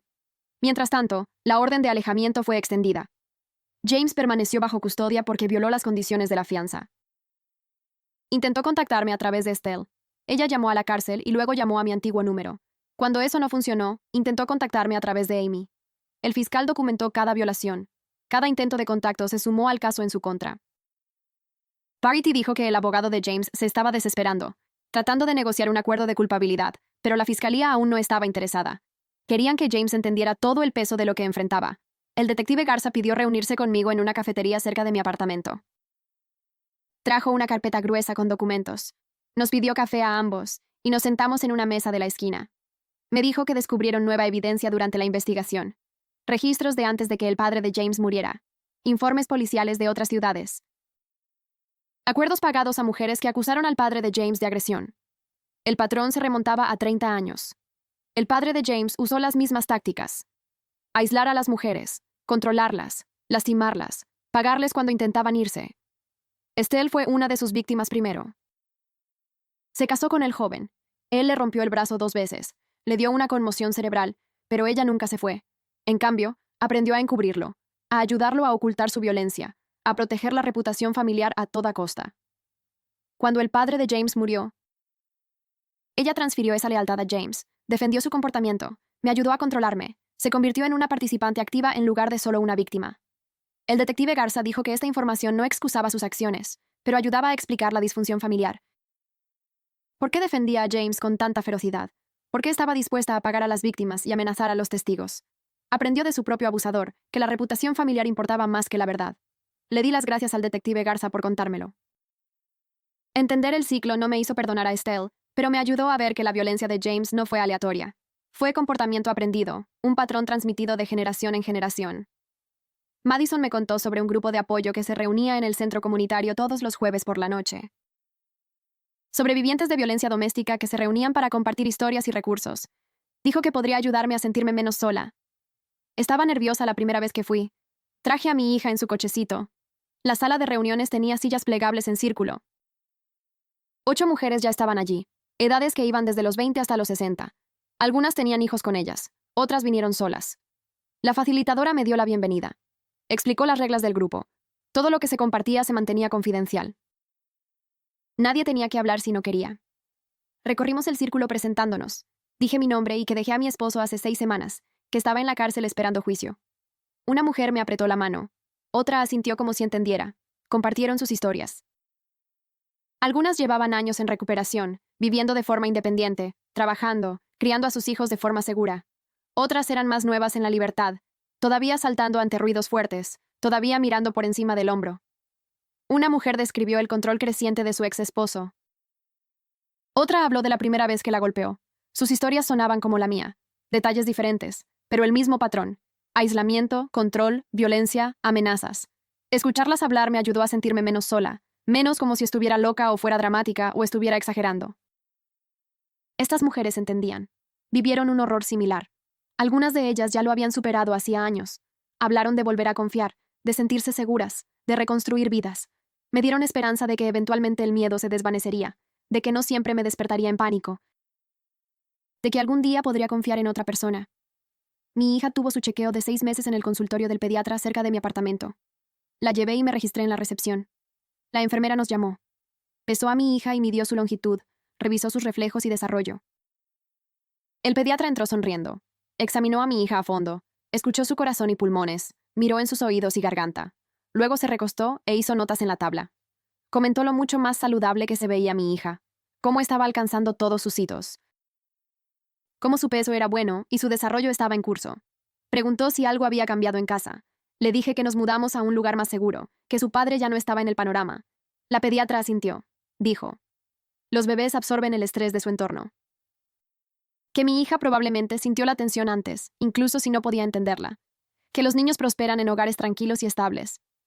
Miré a mi hija en la mesa de examen. Estaba balbuceando y agarrando el papel, sonriendo al pediatra. Tan diferente del bebé quisquilloso y tenso que era hace meses.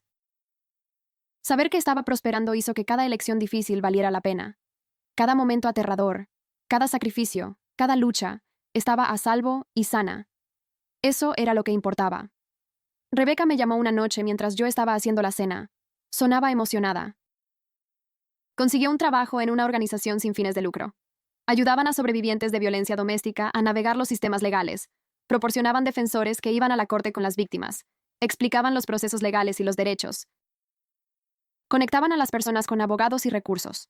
Rebeca dijo que usaría su propia experiencia para guiar a otras, que convertir su trauma en propósito se sentía sanador. Describió reunirse con mujeres que estaban donde ella estaba hace un año, asustadas y confundidas, enfrentando a abusadores con dinero y abogados, sin saber cómo protegerse. Podía ayudarlas a entender el sistema, advertirles sobre las tácticas que usan los abusadores, apoyarlas a través del proceso legal. Me animó a considerar el trabajo de defensa una vez que estuviera lista. Dijo que ayudar a otras que sobrevivieron a lo que nosotras sobrevivimos podría ser poderoso, que le daba significado al dolor. Le dije que lo pensaría, que en ese momento estaba concentrada en la estabilidad, pero tal vez algún día yo también podría hacer ese trabajo. Verity llamó tarde una tarde. Su voz era seria.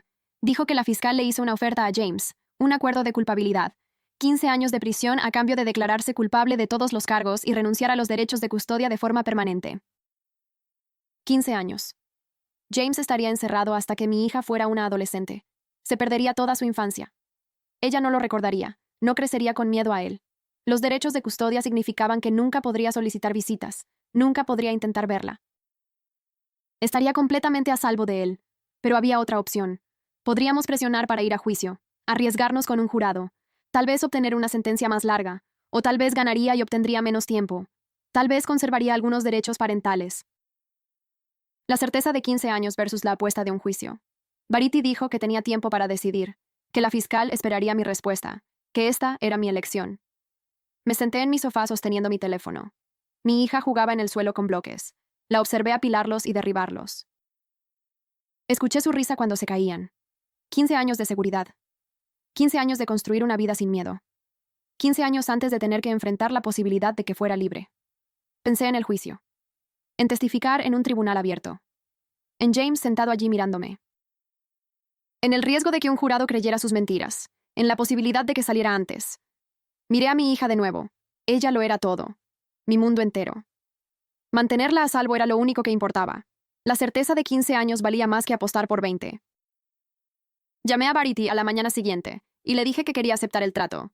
Me preguntó si estaba segura, y miré a mi hija jugando con bloques en el suelo, y dije que sí. 15 años de seguridad eran mejores que arriesgar un juicio donde cualquier cosa podría pasar. Verity dijo que contactaría al fiscal y programaría la audiencia de declaración de culpabilidad. 3 semanas después, me senté en la galería del tribunal con Amy a mi izquierda y Rebecca a mi derecha. Otras 2 mujeres que nunca había conocido se sentaron detrás de nosotras. Sobrevivientes que se habían presentado después de escuchar sobre el caso. James estaba en la mesa de la defensa con un mono naranja y las manos esposadas delante de él. El juez le pidió que se declarara culpable de cada cargo, lo que significaba que tenía que admitir en voz alta lo que hizo. Su voz era plana y sin emociones mientras decía que me secuestró, que nos agredió a Amy y a mí, que acosó a Rebecca y violó su NDA. Enumeró cada crimen como si estuviera leyendo una lista de compras. No había remordimiento en su tono. Sentí la mano de Amy apretar la mía y yo le devolví el apretón. La fiscal hizo preguntas de seguimiento, haciéndole proporcionar detalles sobre incidentes específicos. James respondió a cada uno mecánicamente, y me di cuenta de que solo estaba haciendo esto para evitar una sentencia más larga, no porque lo sintiera. Cuando terminó la declaración de culpabilidad, el juez preguntó si quería hacer una declaración antes de la sentencia. Me puse de pie y caminé hacia el micrófono que habían instalado para las víctimas.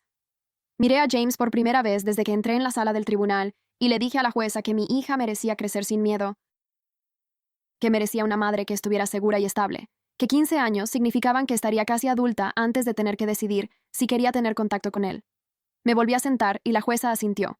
Aceptó la declaración de culpabilidad y sentenció a James a 15 años de prisión estatal sin libertad condicional anticipada. Hizo hincapié en que las sobrevivientes que se presentaron mostraron un coraje notable y que la violencia doméstica no sería tolerada en su sala. 2 oficiales se adelantaron para llevarse a James y él se giró para mirarme por última vez, pero yo ya me estaba levantando para irme porque él ya no era lo más importante en mi vida. Mi hija estaba esperando con la niñera y necesitaba volver con ella. Verity finalizó mi divorcio en las siguientes semanas y el acuerdo de custodia fue parte del acuerdo de culpabilidad. Los derechos parentales de James fueron terminados por completo, lo que significaba que nunca podría solicitar visitas ni intentar ser parte de la vida de mi hija. Las facturas legales ascendieron a más de $20,000, lo que parecía imposible hasta que Verity me contó sobre un fondo legal de violencia doméstica que cubría la mayor parte. Establecí un plan de pago para los 3,000 restantes, pagando $200 al mes. Tardaría más de un año en terminar, pero era manejable con mi trabajo en el refugio. Casi al mismo tiempo, me enteré a través de Verity de que Estelle fue acusada de conspiración e intimidación de testigos. El fiscal tenía pruebas de que ella sabía sobre la vigilancia de Rebecca y había ayudado a coordinar algunas de las acciones de James. Estelle aceptó un acuerdo de culpabilidad que incluía 2 años de libertad condicional y una orden de alejamiento que la mantenía alejada de mí y de mi hija. Verity mencionó que Estelle estaba vendiendo la casa familiar para pagar sus honorarios legales, y no sentí nada más que alivio. Mi hija nunca tendría que estar cerca de esa influencia tóxica ni escuchar las excusas de Estelle por el comportamiento de James. 6 meses después de la sentencia de James, me mudé a mi propio apartamento fuera del programa de transición. Había estado trabajando a tiempo completo en un trabajo de oficina que proporcionaba beneficios y asistencia para el cuidado de niños, y ahorré lo suficiente para un depósito de seguridad y el alquiler del primer mes. Amy me ayudó a mudar mis muebles donados y hallazgos de tiendas de segunda mano a la pequeña unidad de 2 dormitorios. Pedimos pizza y la comimos sentadas en el suelo de mi sala de estar vacía, mientras mi hija gateaba entre nosotras. Luego, mi hija se levantó sola usando la pared y dio 3 pasos tambaleantes hacia Amy, antes de caer sobre su trasero. Ambas vitoreamos y mi hija aplaudió y se rió. Fue la primera vez que caminó y me alegré mucho de que Amy estuviera allí para verlo. El apartamento era mío. Mi nombre en el contrato de alquiler, mis muebles dentro, mi hija dando sus primeros pasos en nuestro hogar. Nadie podía quitármelo ni usarlo para controlarme. Por primera vez en meses, me sentí segura en mi propio espacio. A los pocos meses de trabajar a tiempo completo, me inscribí en clases de colegio comunitario para obtener un título en trabajo social. Quería ayudar a otras mujeres a escapar de situaciones como la mía, ser la persona que entendiera por lo que estaban pasando porque lo había vivido. El horario era agotador con el trabajo durante el día, clases 2 noches a la semana y la crianza el resto del tiempo. Pero estaba construyendo un futuro en el que ya no solo estaba sobreviviendo, estaba realmente viviendo con un propósito y metas que eran mías, no algo que James decidió por mí. Mi hija comenzó la guardería en el centro de cuidado infantil de la universidad, lo que facilitó la logística. Jugaba con otros niños mientras yo estaba sentada en clases, aprendiendo sobre respuestas al trauma y defensa legal. Rebecca me llamó un sábado y me preguntó si quería ser voluntaria en el refugio de violencia doméstica, donde trabajaba Madison. Ella había comenzado a ir una vez a la semana para ayudar a las nuevas residentes a navegar el sistema legal y comprender sus opciones. Acepté y fuimos juntas el siguiente fin de semana. Madison nos presentó a 3 mujeres que habían dejado recientemente a parejas abusivas. Y pasamos la tarde explicando órdenes de alejamiento, procesos de custodia y planificación de seguridad. Una mujer preguntó cuánto tiempo tardaba en desaparecer el miedo, y le dije honestamente que todavía tenía días malos, pero que eran cada vez menos. Compartir mi historia con mujeres que estaban donde yo estaba hace un año dolía, pero también se sentía sanador, y pude ver en sus ojos que mi supervivencia les daba esperanza de que ellas también podían sobrevivir. Rebecca y yo hicimos planes para ser voluntarias juntas cada 2 sábados. Y Madison dijo que el refugio necesitaba gente como nosotras que entendiera lo que enfrentaban las residentes. El primer cumpleaños de mi hija llegó en un cálido día de primavera, y le hice una pequeña fiesta en mi apartamento. Amy vino temprano para ayudarme a colocar decoraciones y globos. Rebecca llegó con un pastel que había horneado ella misma. Verity pasó entre audiencias judiciales con un regalo envuelto. El detective Garza vino con su esposa trayendo un animal de peluche que mi hija abrazó de inmediato. Madison trajo flores y se quedó durante 1 hora antes de volver al refugio. 3 mujeres de mi grupo de apoyo vinieron con sus propios hijos y el apartamento se llenó de ruido y risas. Observé a mi hija estrellar su cara contra el pastel mientras todos cantaban feliz cumpleaños y miré a mi alrededor a todas las personas que habían ayudado a salvarnos. La comunidad que se formó alrededor de mi crisis y me ayudó a superarla, ahora estaba celebrando este hito conmigo. Mi hija crecería conociendo a estas personas, viendo cómo era el verdadero apoyo y la amistad. Empecé a dormir toda la noche sin pesadillas la mayor parte del tiempo por esas fechas. Podía escuchar ruidos inesperados como el cierre de una puerta o pasos en el pasillo sin entrar en pánico de que James viniera por mí. La vigilancia constante que me hacía revisar las cerraduras 3 veces y saltar ante las sombras se estaba desvaneciendo lentamente. Mi terapeuta dijo que estaba logrando un progreso notable en el procesamiento del trauma y en la construcción de una vida saludable. Algunas noches todavía me despertaba asustada, pero podía calmarme y volver a dormirme en lugar de quedarme despierta hasta el amanecer. Mi hija dormía tranquilamente en su habitación y yo podía descansar sabiendo que estábamos seguras. El miedo no se había ido por completo, pero ya no controlaba mi vida. Unos meses después, Amy me ayudó a empacar nuestras bolsas para un viaje de fin de semana a una playa a 2 horas de distancia. Cargué el coche con los juguetes y refrigerios de mi hija mientras Amy revisaba 2 veces que tuviéramos todo lo que necesitábamos. Condujimos con las ventanas bajadas y música sonando, y yo seguía mirando por el espejo retrovisor solo para ver a mi hija sonriendo en su asiento de coche. La playa era pequeña y tranquila con solo unas pocas familias dispersas por la arena. Extendimos nuestra manta, y mi hija inmediatamente agarró puñados de arena, riendo mientras se deslizaba por sus pequeños dedos. Amy y yo construimos un castillo de arena torcido mientras mi hija lo derribaba una y otra vez, chillando de alegría cada vez. Caminamos por la orilla del agua, recogiendo conchas, y me di cuenta de que no estaba revisando mi teléfono cada 5 minutos, ni mirando por encima del hombro. Nadie sabía dónde estábamos. Nadie estaba rastreando mi ubicación ni exigiendo explicaciones. Podía simplemente existir en este momento con mi hija y mi mejor amiga, y la libertad de ello hizo que mi pecho se sintiera ligero. Comimos sándwiches en la playa y vimos el atardecer. Y cuando mi hija se durmió contra mi hombro, comprendí que este simple fin de semana era algo que nunca había experimentado antes. 2 años después, caminé por el escenario con una toga y birrete negros para recibir mi título de asociado en trabajo social. Mi hija estaba sentada en la primera fila, con un pequeño vestido rosa, aplaudiendo y llamándome. Amy estaba a su lado grabando todo en su teléfono con lágrimas corriendo por su rostro. Le di la mano al presidente de la universidad y levanté mi diploma, mirando a la pequeña multitud de personas que me ayudaron a llegar hasta aquí. Tenía un trabajo que comenzaba el mes siguiente en una organización sin fines de lucro, que ayudaba a sobrevivientes de abuso a navegar el sistema legal y encontrar recursos. Mi apartamento era pequeño, pero era mío, con mi nombre en el contrato de alquiler y cerraduras que solo yo controlaba. Tenía amigos que aparecieron cuando los necesité, y una hija que crecería viéndome construir una vida en mis propios términos. El futuro no era perfecto, y todavía tenía días difíciles. Pero me pertenecía. Así fue como resultó para mí. Pero ya sé que algunos de ustedes tienen una visión totalmente diferente. Compártela en los comentarios.